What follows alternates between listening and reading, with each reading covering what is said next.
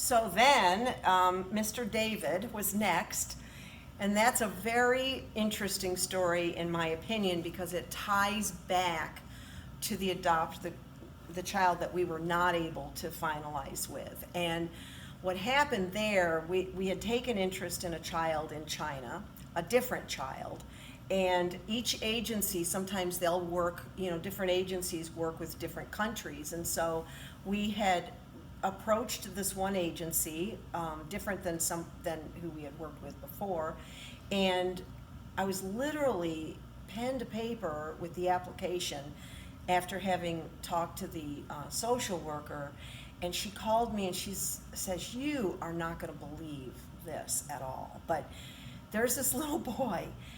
His family had gone to China, his adoptive family had gone to China, brought him home, and he was 5 years old. And they had never parented before. He was 5 years old and rambunctious, and he was a terror, a typical kid in every way, and they were in over their heads, and and they knew it. And they had decided that they were not going to be able to proceed themselves. And so I originally got involved there was another family that had been showing interest, and so originally I got involved to just kind of encourage the new family.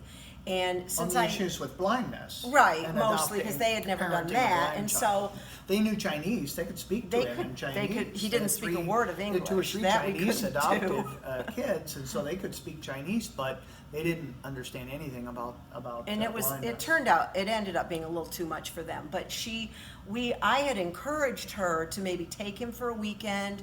That way, it would give the family a break and let them just think and clear their heads, and it would give the little boy a chance to go and run around and have some fun and that sort of thing. And so they did that, and then the family, they decided they weren't going to be able to adopt him, and so she was actually taking him back to the original adoptive family. And while they were on the road, she called me, and she was talking about the exit that she was at, and I said, "Oh, for crying out loud, that's my exit."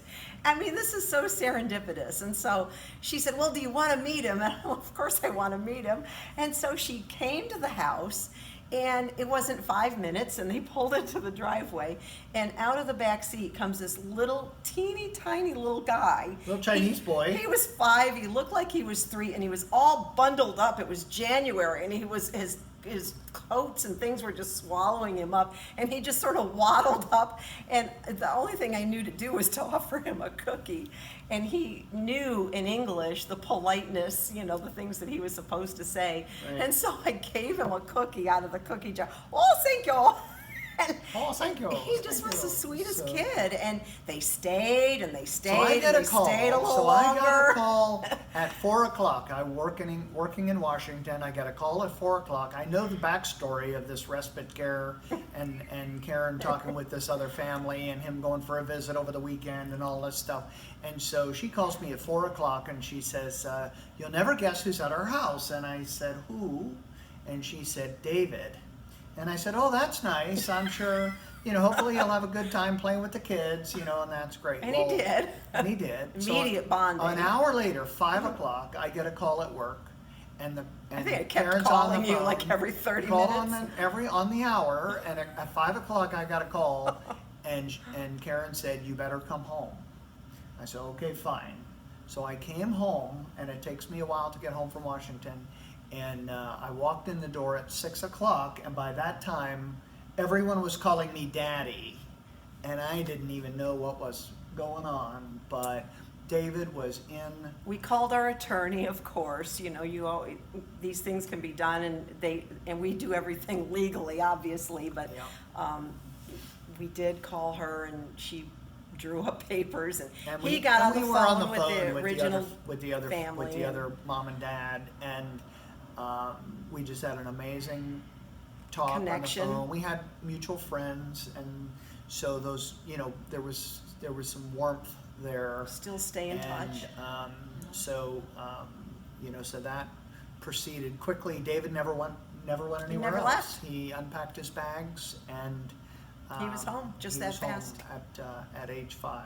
So, you know, the disruption that we went through, and this is a thing in adoption. It happens more Disruption, often than any of you can imagine, because it's been a shock to us. Right. My But understanding is 1 out of 4 yeah, adoptions 25%.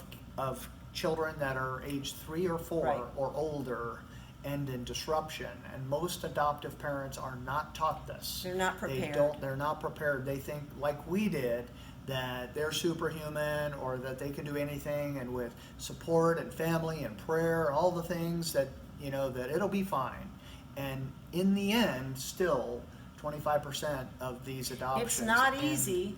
end in a disruption, and you know, there's not a lot of support for that. So we're on the other side of that at this point. But you have to with David. realize the kids, you know, everything they've ever known has just been, whether they've lived and grown up in an orphanage, or, you know, a bad environment, or wherever they are, to them that's their whole world. And when that ends and they're taken from that and put somewhere else, you can imagine the fear and the anxiety and just, you know, Trauma. what they're going It's through. trauma. It's trauma for them. And even in the best of circumstances, it's still almost like PTSD. Yeah, in it a lot really of is. ways. And Not you- to belittle PTSD, but it's a traumatic experience. It's not easy to for a persevere child. through that as No. a family, and you No, know, and that child is going through it, and which makes the parents go through it, and the siblings and everything else.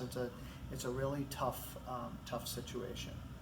but in the end, everything worked out great with David. Worked out very well with So David. Now Dave- we did not seek to adopt. Well, we were David. thinking about another We were child. thinking about another child, but that would have taken Showing a couple interest. of We were years, showing and, you know, interest, who let's put it that knows- way. Who knows if that would have happened or not? But you know, when the phone call came for David, it was like It's just meant to okay. be, and And we have a very interesting. We have an issue of a magazine that had these special needs children from an agency, and 3 of our kids are in that magazine. yeah.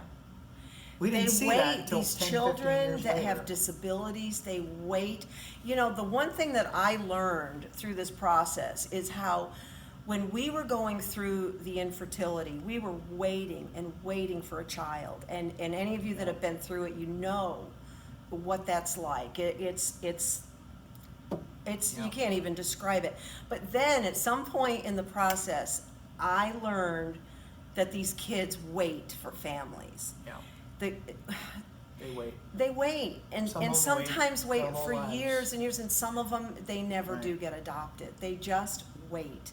Yeah. And I think that once you realize that, what do? You do everything that you can possibly do, and then you do just a little bit more. And I suppose that's what we have done. But in David's in situation, each case, they come one at a time. You know, Right, people ask whether us you- all the time whether, you know, did you set out to adopt 6 kids? No, we set out to adopt one. One at a And, time. and then another one came, and then another one came, and over 20 years Right, they've this come. is- So this is not something that we just went and all we've of a sudden actually been decided growing to our do. family over 2 decades. Yeah. It's and- been a long time. But the phone rings, and there are needs, and these kids need And you families. try to They meet really need 'em. needs of people who And sometimes have it's needs just a anytime. connection, or Right. you can put someone together with someone else, and people have done that with us. Sometimes you and, just have to talk to the people. and make it, make the possibility of a home and a family for one of these kids, especially when you know who they are, and you know about them, you know Well, their and it's, history. in start to our get case, attached when in a our way. phone rings, to me, that call came in for me. And that call came in for you. It didn't go to Right. someone else, it came to us. But, So, so for next. David, you used to be able to do this. You can't do this anymore from what I understand, at least not in this county. But you used to be able to get your home study done very quickly through the county. Right. And so we called our connections of the county. We had the home study done for David. We needed it done quickly.